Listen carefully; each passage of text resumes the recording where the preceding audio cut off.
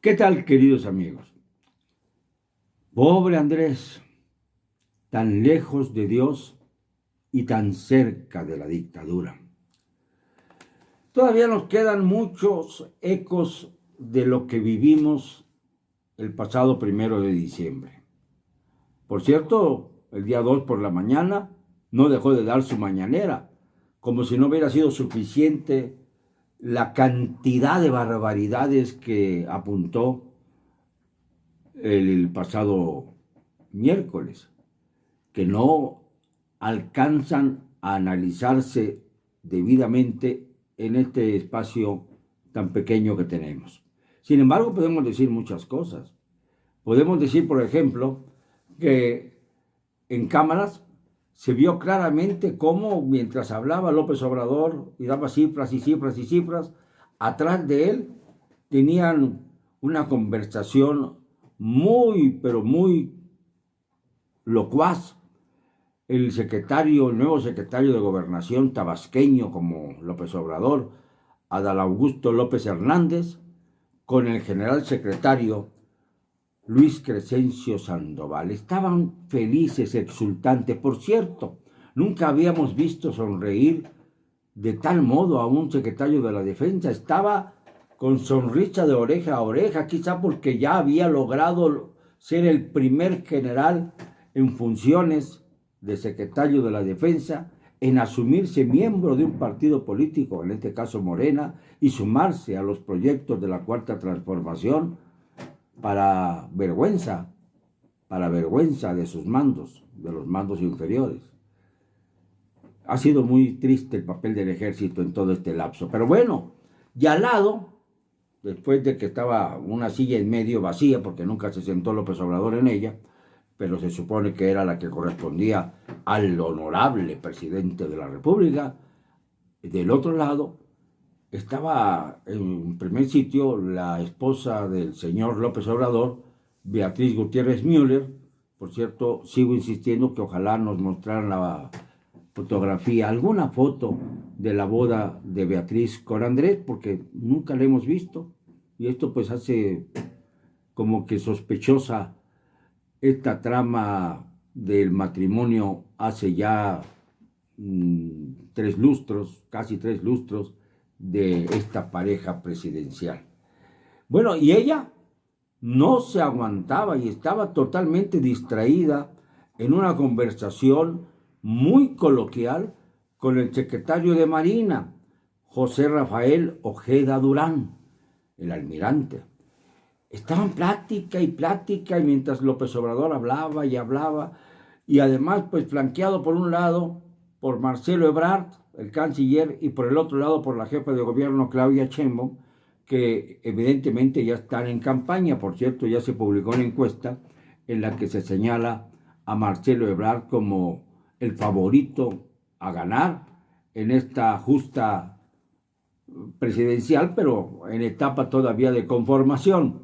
Dicen que tiene el 31% de posibilidades de ser presidente de la República contra el 30% de Claudia Sheinbaum y un poquito menos el hijo de Luis Donaldo Colosio, que es ahora alcalde, todavía alcalde de Monterrey, pero que supera en popularidad nacional al que es gobernador de Nuevo León del mismo partido, del Movimiento Ciudadano, Samuel García. Fíjense qué curiosas son las encuestas estas. Y al final, a la cola, aparece el único priista de la lista, nada menos que Alfredo del Mazo.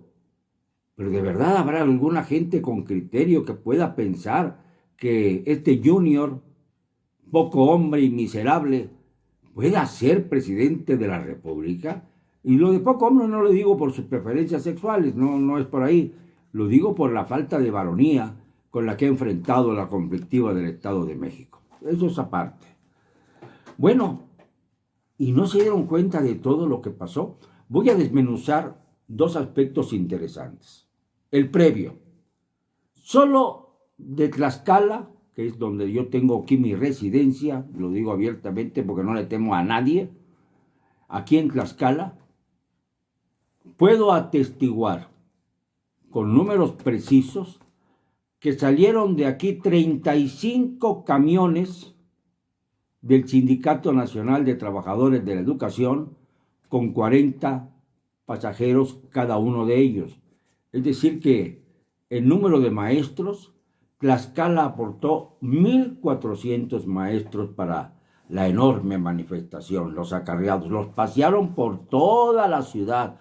Fueron a la Latinoamericana a tomarse fotos. Yo tengo fotografías de algunas maestras de Tlaxcala allá presumiendo que estaban en la Latinoamericana y fotografiándose con un muñeco de Andrés Manuel López Obrador que estaba precisamente en el Mirador. Enorme, enorme. O sea, despilfarrando el dinero de la nación. Fíjense lo que significa esto. Si de cada una de las 31 entidades federales, sin considerar la Ciudad de México, salieron 35 camiones, como ocurrió en Tlaxcala, sumaríamos en total una legión de 43,400 maestros que llegaron al Zócalo, sin considerar los de la Ciudad de México, si es que alguno fue. 43,400 maestros. Claro, no es lo mismo pensar en el número de camiones que salió de Tlaxcala, que es el estado territorialmente más pequeño de la República y el que menos población tiene, que hablar, por ejemplo, de Nuevo León o Jalisco o Chihuahua, que es el estado gigante. Y tampoco es lo mismo contratar un camión de Tlaxcala para México, que aproximadamente cuesta 10,000 pesos llevar a sus pasajeros hasta la Ciudad de México, darles la vuelta todo el día y regresarse el mismo día. Más o menos cuesta 10,000 pesos desde Tlaxcala. No es lo mismo, claro, que si sale de Tijuana o si sale de Mérida.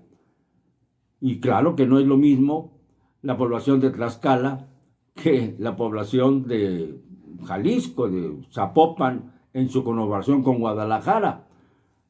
Esto nada más para tener una idea lejana de cómo se manejó el acarreo. Un acarreo como nunca se había visto en la historia del país. Y a pesar de eso, López Obrador comenzó su discurso diciendo: caray, como en los viejos tiempos, dando a entender que el Zócalo se llenaba ante la oposición, que primero fue el Frente Democrático Nacional, luego el PRD y finalmente Morena. Como en los viejos tiempos. Nada más que en los viejos tiempos yo sí creo que había muchas personas que no necesitaban ser acarreadas para llegar al Zócalo y llenarlo. Había una verdadera fe democrática en aquel entonces. No por Andrés Manuel, sino por el hecho de que era una posibilidad para derrotar al sistema político mexicano. Y por eso se llenaba el Zócalo. Bueno, y sobre las mentiras, ¿qué vamos a decir de las mentiras? Voy a hacer un breve ejercicio de lo que dijo el presidente López Obrador sobre un caso, el famoso aeropuerto combinado con el Tren Maya. Dijo el presidente que el aeropuerto de Texcoco, que canceló, estaba presupuestado en 300,000 millones de pesos, que esto lo anuló. Y que en cambio el aeropuerto que está por inaugurar, dice, el 21 de marzo del próximo año, el Felipe Ángeles, va a costar 75,000 millones de pesos. Pero agregó, tuvimos que pagar 100,000 millones de pesos a las empresas que tuvimos que cancelar y no dejamos ninguna deuda, dijo, así enfáticamente. Y lo cual hace que se sumen los 75,000 millones que costó el aeropuerto, que está costando el aeropuerto Felipe Ángeles, que va a ser mucho más de los 75,000 millones, ya lo verán, con los 100,000 que dijo que tuvieron que pagar a las empresas como indemnización por haberles cancelado sus contratos. Suman 175,000, entonces eufórico dijo: la lucha contra la corrupción en este sentido y en esta línea permitió que los 125,000 millones restantes de los 300,000 millones que iba a costar el aeropuerto de Texcoco fueran usados para construir el Tren Maya, que tiene un costo de 150,000 millones. O sea, nada más le costó al gobierno 25,000 millones y gracias a que combatió la corrupción se ahorraron 125,000 millones de pesos. Esto es una de las falacias más grandes que yo he escuchado en la vida, porque se le olvidó un pequeño detalle. El aeropuerto de Texcoco comenzó a construirse precisamente en la época, en los últimos 2 años de la administración del señor Peña Nieto, un miserable sin duda. Y durante esa época se adelantaron 200,000 millones de pesos de la cifra total de 300,000 millones que debía costar. Esto significa que cuando entró López Obrador al gobierno, solo le faltaban al aeropuerto de Texcoco invertirse en él 100,000 millones de pesos. Los mismos que dijo que pagó a las empresas para indemnizarlas por la cancelación del proyecto. ¿Qué quiere decir esto? Que lo que verdaderamente invirtió el gobierno fueron 175,000 millones en el absurdo de construir el aeropuerto Felipe Ángeles. Que con los 100,000 millones de pesos que le pagó a las empresas por indemnizarlas, hubiera podido terminar el aeropuerto de Texcoco y no habría tenido necesidad de construir el Felipe Ángeles. Fíjense, si me entendieron, si no, denle para atrás al video y vuelvan a captar las cifras y se darán cuenta del tamaño de la mentira. Una de las mentiras que dijo López Obrador el día 1 de diciembre. Caramba, se necesita estar verdaderamente mentalmente enfermo para manejar cifras como estas y luego además ponerse a dar las gracias a los migrantes mexicanos porque van a romperse ya los récords sobre remesas que envían los pobres mexicanos indocumentados, muchos de ellos, a sus familias en México, para llegar a la cifra que ya había yo dado ayer de 50,000 millones de dólares. Esto ya está en dólares. Y esto es lo que mandan los mexicanos a México.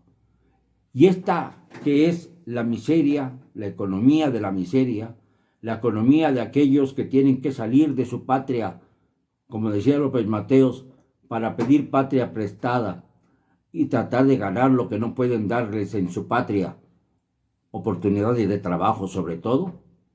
Esto es motivo de presunción por parte del presidente López Obrador, que no ha sabido crear fuentes de empleo para evitar la fuga de manos de obra. Esto es una villanía, presidente. Es una infamia, y usted lo sabe.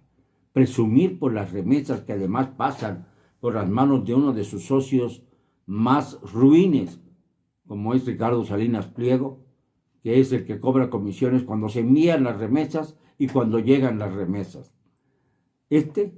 Su gran cómplice, que además es dueño de TV Azteca, es el que se lleva la fortuna verdaderamente a la bolsa.